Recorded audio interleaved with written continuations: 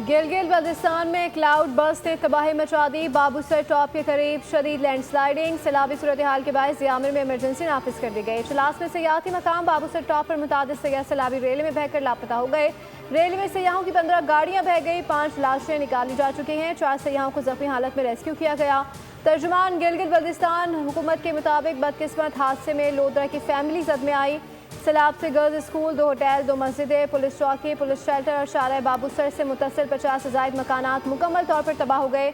8 kilometre सड़क शदीद मुतासर और 15 मकामात पर रोड ब्लॉक है, जबकि शारा बाबूसर पर 4 राब्ता पुल भी तबाह हुए हैं। चलास में 300 सयाह फंसे हुए हैं। पाक फौज का दियोसाई में रेस्क्यू ऑपरेशन जारी। इसकर्दू से सतपारा मॉनिटरिंग स्कूल तक लैंडस्लाइड का इलाका क्लियर। फौजी दस्ते मुतासर मकामात पर सयाहों को हंगामी राशन और मदद फराहम कर रहे हैं।